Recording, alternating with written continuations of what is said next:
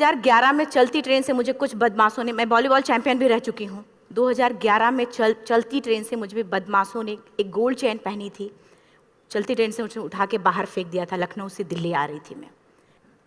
Compartment में बहुत सारे, जनरल कंपार्टमेंट था, बहुत सारे लोग थे, किसी ने मना नहीं किया। एक प्लेयर का जो स्पिरिट होता है वो अपने आप, जब कोई छीनने की कोशिश करता कुछ भी, वो देता नहीं है। तो मेरे में भी था, मैंने मना किया और उन्होंने मुझे चलती ट्रेन से, वो 4-5 थे, उन्होंने बाहर फेंका। दुर्भाग्य ये था कि उसी समय दूसरी ट्रैक से ट्रेन आई और मैं उस ट्रेन में टकराई, फिर नीचे गिरी। दोनों ट्रेनें निकल गईं। कुछ देर बाद मैंने हाथ को ऐसे रख के उठने की कोशिश किया तो देखा कि मेरा पैर कट चुका था। थाई को उठा के देखा, मेरा पैर ऐसे जीन्स में लटका हुआ था, ब्लड फोर्सफुली निकल रहा, दूसरे पैर की हड्डियाँ टूट टूट के बाहर निकल चुकी थी। पूरी रात मैं चिल्लाती रही ट्रैक पे, छोटे छोटे पत्थर होते ऐसे चिल्लाती रही कि कोई बचा ले, कोई नहीं आया बचाने। और जब पूरी रात चिल्लाते चिल्लाते इतना कि मुझे दिखाई भी देना बंद हो गया। जब ट्रेन आता था तो वाइब्रेट होता था। इतना ही नहीं, फ्री का इनविटेशन भी लोगों को मिल गया था, कुछ लोगों को। ट्रैक पे आपने ट्रेन की ट्रैक पे छोटे छोटे चूहे देखे होंगे, मेरे कटे हुए पैर पे आग के मेरे पैर कुतर रहे थे। मैं ब्रेन कॉन्शियस मेरा पूरा काम कर रहा था मेरे, लेकिन बॉडी में कोई भी मूवमेंट नहीं था। पूरे पल में वही चीज़ें सोच कि कैसे मैं अपने आप को कैसे बचा पाऊँ। लेकिन करीब पूरी रात ऐसे बीता। सुबह गांव वालों ने मुझे बरेली डिस्ट्रिक्ट हॉस्पिटल यूपी में है, वहाँ पे हुआ था ये। सुबह गांव वालों ने मुझे उठाया, डिस्ट्रिक्ट हॉस्पिटल ले जाके रखा। तो फार्मासिस्ट, डॉक्टर, सीएम, जितने लोग थे आपस में बातें कर रहे हैं, अरे हमारे पास तो एनेस्थीसिया नहीं है, ब्लड नहीं है, इसका इलाज शुरू करें तो हम कैसे करें। मुझे भी नहीं दिखाई तो नहीं, लेकिन मेरा सुनाई दे रहा था सब कुछ वहाँ पे। कहाँ से हिम्मत आई मुझ में, मुझे भी नहीं पता। मैंने बोला वहाँ पे कि सर जब मेरा पूरा पैर कटा, तब मैंने इतनी देर रेलवे ट्रैक पे थी, मैं उस चीज़ को बर्दाश्त किया, तो अभी तो आप मेरे अच्छे के लिए मेरे पैर काटेंगे। शायद आपको यकीन नहीं होगा, या फिर कभी आप लोगों ने ये चीज़ नहीं देखी, कोई डॉक्टर या फार्मासिस्ट अपना ब्लड दे के किसी पेशेंट को बचाया।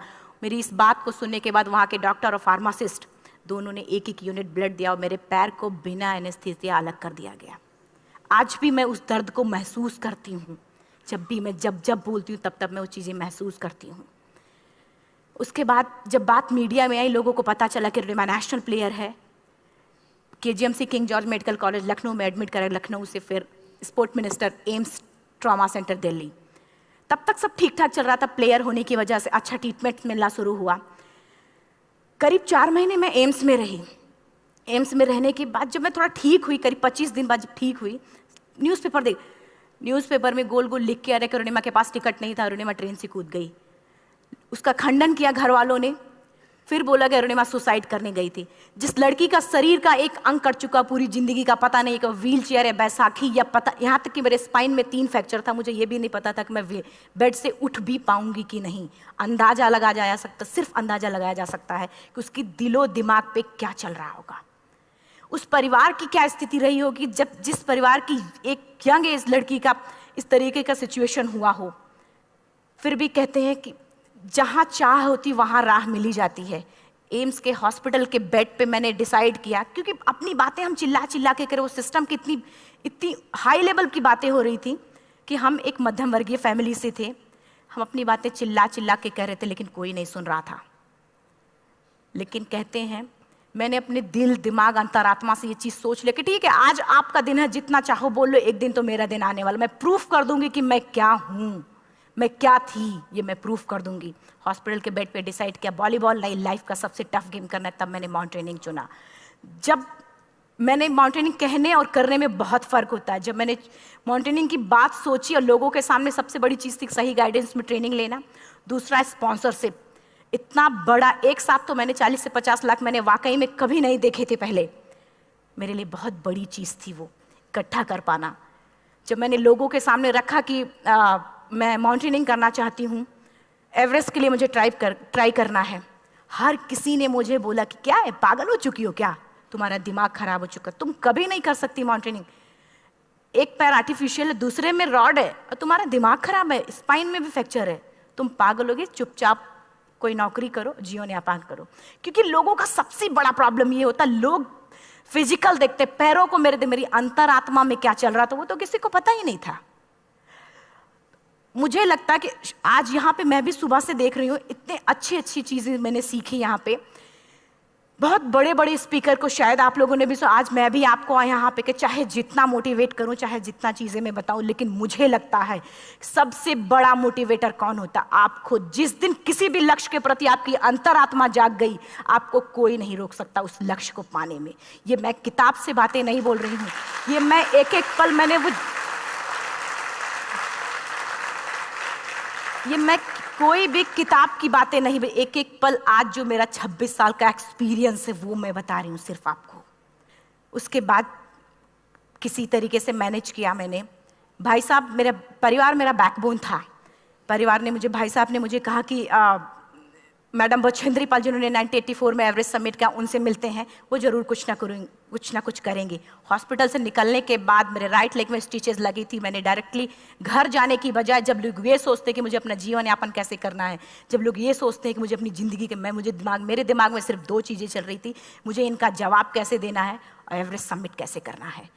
फर्स्ट तुरंत गए बछेंद्री मैम के पास। जब मिले, मैम ने फर्स्ट टाइम जब मुझे देखा तो उन्होंने कहा, अरुणिमा, उनकी आंखों में आंसू आ गए। उन्होंने बोला, अरुणिमा, तूने ऐसी हालात में एवरेस्ट जैसे दुरूह पहाड़ के बारे में सोचा तो तूने अपने अंदर तो एवरेस्ट फतह कर लिया, अब तो सिर्फ लोगों के लिए। मेरे परिवार को छोड़ के बाहर की पहली ऐसी महिला थी जिन्होंने मुझ पे भरोसा किया था कि हाँ अरुणिमा, तुम कर सकती हो। मेरे लिए वही बहुत बड़ी चीज़ थी। प्लानिंग भी कर ली, मैम भी मिल गई, सब हो गया। लेकिन जब उतरते हैं फील्ड में तब पता चलता कि हम क्या हैं। रोड हेड से मैं पहुंच गई। मैडम ने कहा कि ठीक है, तुम्हारे कहने, तुम्हारे सोचने से कुछ नहीं होगा अरुणिमा, प्रूफ करो कि कर सकती हो। मैंने कहा बस एक मौका चाहिए मुझे। वाकई में जब मैं माउंटेन में पहुंची, रोड हेड से बेस कैंप लोगों को 2 मिनट लगता था, मुझे 3-3 घंटे लगते थे, क्योंकि मेरे राइट लेग की हड्डियां भी नहीं जुड़ी थी। लेफ्ट मेरा आर्टिफिशियल लग चुका था, लेकिन स्टंप एकदम रेड, उसका मतलब घाव एकदम नए थे। मैं अगर पैर रखती थी तो मेरे पैर से जोर से अगर दबा देती थी तो पैर से मेरे ब्लड आने लगता था। सारे लोग नॉर्मल थे वहाँ पे। हर कोई ये बोलता कि एक पीक के लिए जाते थे तो हर कोई मुझे ये बोलता कि अरुणिमा, तुम धीरे धीरे आओ।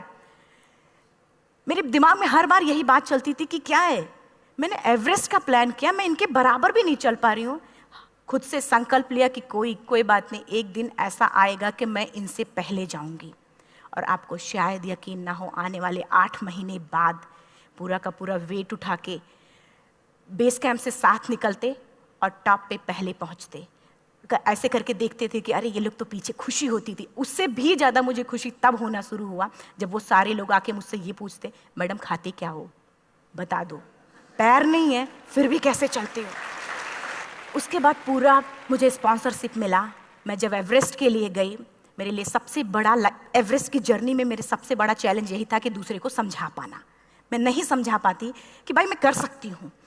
जब मैं एवरेस्ट के लिए गई, शेरपा होता, शेरपा को जब ये बात पता चला कि मेरा प्रोस्थेटिक लेग है, आर्टिफिशियल लेग है, दूसरे में रॉड, बोला नहीं ले जा सकता, इसकी वजह से तो मेरी भी जान जाएगी। मैडम ने, हमने सबने कन्विंस किया किसी तरीके से। मन वाकई में जो टीवी में हम और उसमें फोटोज़ में देखते हैं, ब्लू और ग्रीन आइस, हिला देने वाला होता। जितना सुंदर दिखता उतना ही हिला देने वाला होता। जब मैं हमारे ग्रुप में 6 लोग थे, रॉकी एरिया तक मैं सबसे पहले थी, लेकिन जैसे ही मैं ग्रीन और ब्लू आइस में गई, मेरा आर्टिफिशियल लेग स्लिप कर जाता था। फ्रंट पॉइंटिंग से, जब मैं फ्रंट क्रैम्पोन से फ्रंट पॉइंटिंग मारती थी, लेफ्ट से पेन होता था तब भी करते, लेकिन आर्टिफिशियल जैसे फ्रंट पॉइंटिंग मूव हो जाता, मेरा पैर ही मूव हो जाता था। शेरपा मुझे बोला नहीं हो सकता अरुणिमा, जबरदस्ती मत करो। मैंने कहा कुछ नहीं, ये मेरा पैर है, मैं जानती हूँ कैसे चलेगा। फाइनली 1, 2 बार, 3 बार करने, 4 बार, 5 बार होल हो जाता था। आइस थोड़ा टूट के निकलता था तो मैं वहाँ पैर रख के जाती थी। कैंप 3 तक ठीक था, प्रॉपर एक्लेमेटाइज किया अपने आप। कैंप 3 तक जनरली गए।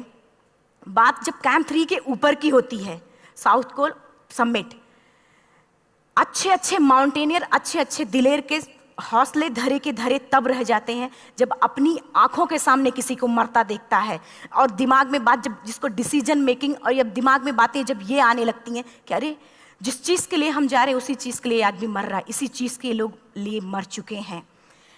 रात में क्लाइंबिंग, ज़्यादा से ज़्यादा माउंटेनिंग रात में की जाती है क्योंकि वेदर शांत होता है। जब मैं रात में निकली साउथ कोल से, कैंप 4 से, मेरी हेडलाइट जिधर ही हेडलाइट जा रही थी उधर ही डेड बॉडीज़ मुझे नज़र आ रही थी।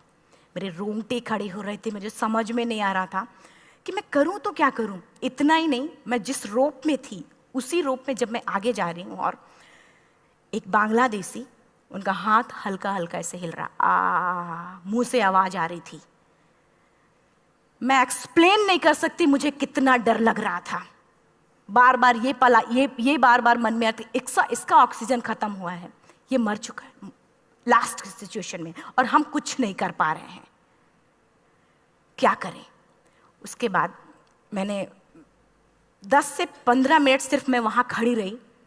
मैंने सिर्फ इतना बोला कि अगर आप सभी में से सभी ने एवरेस्ट सबमिट कर लिया तब तो ठीक है, अगर नहीं सबमिट किया है मैं सबके लिए एवरेस्ट सबमिट करूंगी और जिंदा वापस जाऊंगी। क्योंकि जैसा हम सोचते हैं हमारी बॉडी उसी तरीके से जनरेट करना शुरू करती है। मैंने डेड बॉडी, क्योंकि जा ही नहीं सकते थे किनारे से, उसी रोप में वो एंकर है, डेड बॉडी को लांगी और लांग के जाना शुरू किया।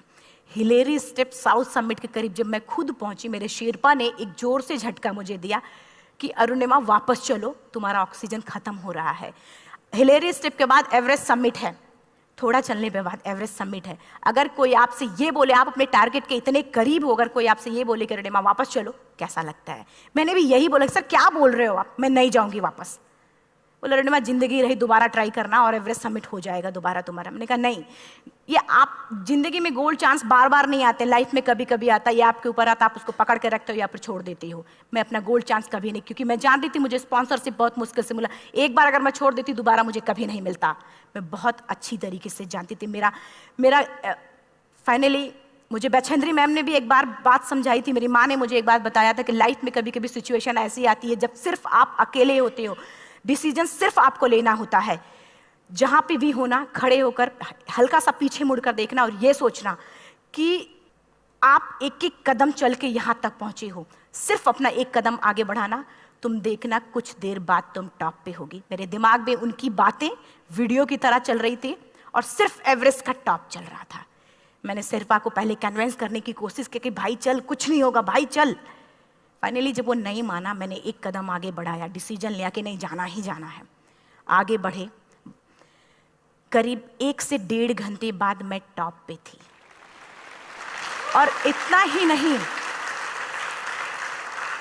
नहीं, आज भी मैं जितनी बार बोलती हूं उतनी बार मैं महसूस करती, अब मेरे रोंगटे खड़े हो जाते हैं, मेरा दोनों हाथ ऊपर करके जोर जोर चिल्लाने का मन कर रहा कि इतनी जोर से चिल्लाऊं कि सबको बता दूं कि आज मैं टॉप ऑफ द वर्ल्ड पे हूं। उन लोगों को बता दूं जो लोग ये सोचते हैं, लड़की, दूसरे विकलांग, तीसरे मिडिल क्लास में, जो लोग एक बार हार के फिर दोबारा लड़ना नहीं चाहते, जो लोग हारने के बाद सोचते हैं कि हम दोबारा कुछ कर नहीं सकते, उन लोगों को मैं चिल्ला चिल्ला के टॉप से बताना चाहती थी कि नहीं, आप सब कुछ कर सकते हो, सिर्फ एक सोच की विकलांगता, हैंडीकैप आदमी यहां से होता है, यहां से नहीं। अगर यहां से जो आदमी विकलांग है तो नॉर्मल आदमी भी विकलांग है, जो अगर यहां से विकलांग है। चिल्ला चिल्ला के मैं बताना चाहती थी। मैंने शेरपा से कहा कि आप एक फोटो खींच लो, क्योंकि सारे लोग फोटो, अपना नेशनल फ्लैग का जो वैल्यू होती है ना, वो जो हम कहीं बाहर होते हैं तो पता चलता है।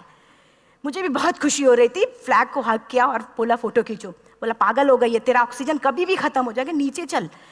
नहीं, फोटो खींच लो। फोटो खींचा उसने। वो तो अगली बार इतना तेज गुस्सा हुआ, मैंने उसको बोला कि भाई वीडियो भी बना ले।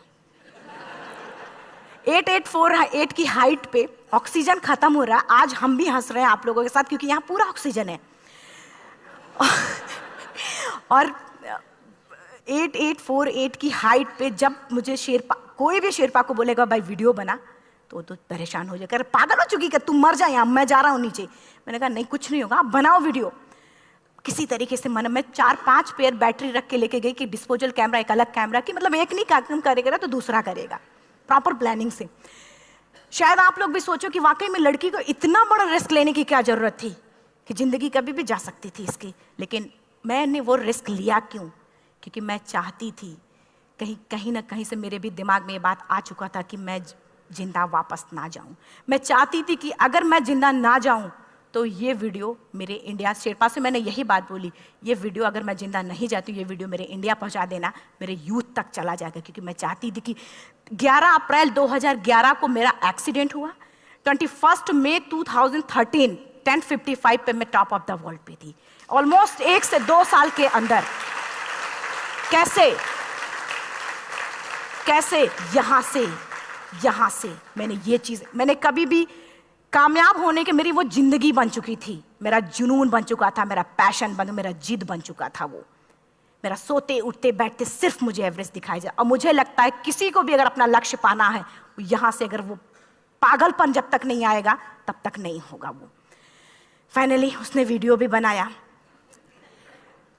आप बोल रहे फटाफट अरुणिमा नीचे भागो। जब मैं टॉप पे थी तो कुछ लोग और भी थे, लेकिन 10:55 पे मैंने एवरेस्ट समिट, 11 बजे के बाद अगर कोई अटैम्प्ट करने की कोशिश करता है उसको सुसाइड अटैम्प्ट बोलते हैं। जैसे ही मैं नीचे चलना शुरू की, मैंने कहा भाई हाँ चल नीचे चलते हैं। ज़्यादा से ज़्यादा मौतें नीचे आते वक्त होती हैं एवरेस्ट पे। जब मैं नीचे आ रही हूँ, थोड़ा दूर ही मैं नीचे चली थी, मेरा ऑक्सीजन पूरी तरीके से ख़त्म। सिर्फ अंदाज़ा लगाया सकता कि जब ऑक्सीजन ख़त्म हुआ क्या परिस्थिति रही होगी। मैं ऐसे नीचे गिर गई और शेरपा मुझे बोल रहा कि अरुणिमा मुझे यकीन नहीं था कि तू एवरेस्ट सबमिट कर पाएगी, लेकिन फिर भी तूने किया। मैं चाहता हूँ कि अरुणिमा जिंदा चल, तू वापस उठ, खड़ी हो। मुझे खड़ा करने की वो कोशिश कर रहा था बार बार, मैं खड़ी नहीं हो पा रही थी। वाकई में दम ही नहीं था। लेकिन फिर भी कहते हैं कि जैसे हमारे नियम होते हैं वैसे ऊपर वाले के भी नियम हैं। उसकी लिस्ट में जब मेरा नाम नहीं है तो वो मुझे नहीं ले जा सकता। अगर दूसरी चीज़, मेरा कॉन्सेप्ट एकदम क्लियर हो चुका था। जब रेलवे ट्रैक पे मैं थी, रेलवे ट्रैक पे 7 घंटे में पड़ी थी, 49 ट्रेन अप डाउन हुई थी, तो मेरा कॉन्सेप्ट एकदम क्लियर हो चुका था। इसका मतलब है कि ऊपर वाले ने अगर मुझे कुछ बचाया है तो कुछ ना कुछ इतिहास रचने के लिए बचाया है। मैंने पॉजिटिव तरीके से सोचा। और उसी समय एक ब्रिटिश क्लाइंबर नीचे से ऊपर आ रहा था और उसके पास 2 ऑक्सीजन, तो उसने एक को वहीं फेंका और दूसरे को लेके नीचे जाना शुरू किया क्योंकि वेदर ख़राब था। मेरा शेरपा मुझे एंकर किया और जाने लगा नीचे, और वो फटाफट उसको लेके आए, मुझे लगाया। उसने बोला अरुणिमा तू बहुत लकी है कि तुझे यहाँ पे ऑक्सीजन मिला है। वाकई में ऊपर वाला भी चाहता कि तू जिंदा रहे। वो मुझे बार बार लकी लकी बोल रहा था। शायद आप लोग में से भी कोई होगा कि जो लक और भाग्य जैसी चीज़ों पे यकीन करता हो, या पता नहीं भी। मैं किसी की भावनाओं को ठेस नहीं पहुंचाना चाहती, लेकिन मैं इन किसी भी चीज़ों पे भरोसा नहीं करती, क्योंकि मेरा मानना है कि लक भी उसी का साथ देता है जिसके अंदर जीतने का जज्बा है। अगर आपके अंदर जीतने का जज्बा नहीं है, चारों तरफ सिर्फ बहाने होते हैं, सिर्फ बहाने, इतना सारा एक्सक्यूज होता है। शायद मैं भी अगर वापस आ गई होती तो मैं बोल देती मेरा ऑक्सीजन खत्म है, कोई मुझसे पूछने ना, बछेंद्री मन, ना मेरा परिवार, कोई भी मुझे पूछने नहीं आता। लेकिन क्या कभी मैं अपने आप को समझा पाती? कभी नहीं। फाइनली जो भी था, लक भाग्य किस्मत में नीचे आ रही थी, बहुत खुश थी। माउंटेन, डेड बॉडीज, मेरा शेरपा, ये लोग थे। मैं किसी से शेयर भी नहीं कर पा रही थी कि अरे मैंने एवरेस्ट सबमिट किया, किसी से शेयर भी नहीं कर पा रहे थे। फटाफट मैंने नीचे हील मार के, हम ऐसे हील मार के नीचे आ रहे थे। एकाएक मेरा प्रोस्थेटिक लेग, पूरा का पूरा लेग ही निकल गया।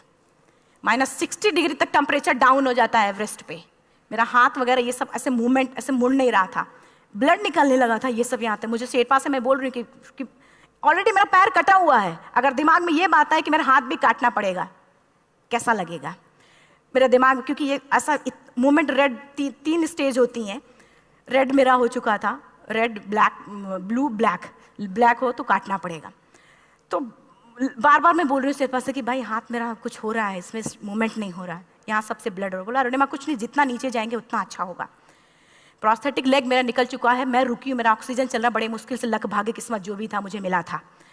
शेरपा मेरे आगे है, लास्ट मोमेंट तक वो मुझे बोलेगा, अगर वो मैं नहीं चलती वो मुझे छोड़ के चला जाए। गलती उसकी भी नहीं होती, क्योंकि वो क्या करे, क्लाइंबर की वजह से या तो अपनी जान वो भी दी, गलती उसकी भी नहीं है। लास्ट में मेरी आंखों से आंसू निकलने लगा। मैंने सोचा क्या करूं अब। रोने अपने आप आंसू ने कहीं ना कहीं से आ ही जाता है। दूसरे पल मुझे समझ में आ गया कि रोने धोने से कुछ नहीं होगा। मैंने आंसू को पोंछा और रोप, जो मेरी रोप थी, रोप को पकड़ा, दूसरे हाथ से आर्टिफिशियल लेग को, पैर को घसीट के चलना शुरू हो गया, क्योंकि मेरे पास यही था। ये तो दूसरा था, गिव अप कर दो ही चीज़ थी। पैर को घसीट चलना शुरू हुआ। कुछ दूर नीचे चलने के आने के बाद रॉक था, उसमें घुसे, पैर को खोला, सही किया, फिर नीचे चलना। Camp 4 to summit to camp 4 3500 feet है, और इसमें टोटल जनरली लोग 16 से 17 घंटे में सबमिट कर लेते हैं। मुझे टोटल 28 घंटे लगे थे। हर माउंटेनियर, चाहे बाहर का या फिर इंडिया का, हर किसी ने ये मान लिया था कि अरुणिमा जिंदा वापस नहीं आएंगी। हर किसी ने ये चीज़ मान लिया था। लेकिन मुझे लगता, जब मैं वापस साउथ कोल पहुंची, जब मैं टेंट का जिप खोला, मैंने हर किसी ने कहा कि अरे तू यहाँ है, हम तो सब सोच लिए थे तू चली गई। हर किसी ने ये बोला था। फिर सब खुशी मना रहे थे हम सब। देखिए, ये सब बताने का मेरा सिर्फ एक मकसद था कि सब कुछ हम में है, हम जैसा चाहें वैसा कर सकते हैं। ऑलरेडी टाइम हो चुका है। मैं एक 4 लाइन की पंक्ति सिर्फ बोलूँगी। मैं एक्चुअली मेरा एम है कि मैं वर्ल्ड के जो कॉन्टिनेंट हैं, कॉन्टिनेंट के हाईएस्ट पीक समिट करूँ। एशिया का एवरेस्ट हो चुका है, अफ्रीका किलिमंजारो हो चुका है, यूरोप का एल्ब्रुस हो चुका है। 23 नवंबर को मैं जा रही हूँ ऑस्ट्रेलिया हाईएस्ट पीक के लिए। बस आप लोगों की गुड विशेस चाहिए। और 4 लाइन, अभी तो इस बाज की असली उड़ान बाकी है, अभी तो इस बाज की असली उड़ान बाकी है, अभी तो इस परिंदे का इम्तहान बाकी है, अभी अभी मैंने लांघा है समुद्रों को, अभी तो पूरा आसमान बाकी है। Thank you so much, thank you.